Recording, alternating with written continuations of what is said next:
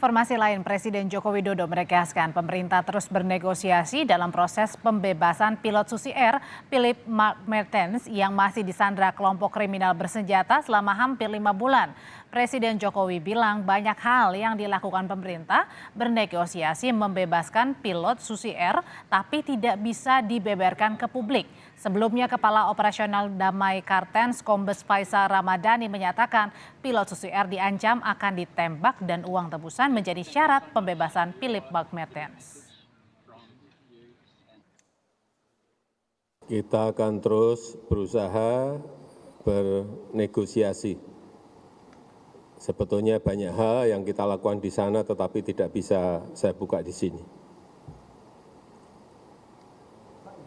Kepala Operasi Damai Kartens, Kombes Faisal Ramadhani pastikan pilot Susi Air dalam keadaan sehat, sementara ancaman pembunuhan pilot oleh kelompok kriminal bersenjata bukan dilakukan KKB pimpinan Egyanus Kogoya yang menyandra Philip Mertens. Momentum penyanderaan sengaja digunakan kelompok kriminal bersenjata lainnya untuk mencari sensasi.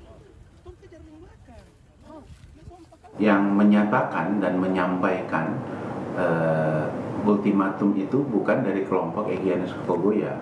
Kelompok itu adalah kelompok Jepri Pagawa.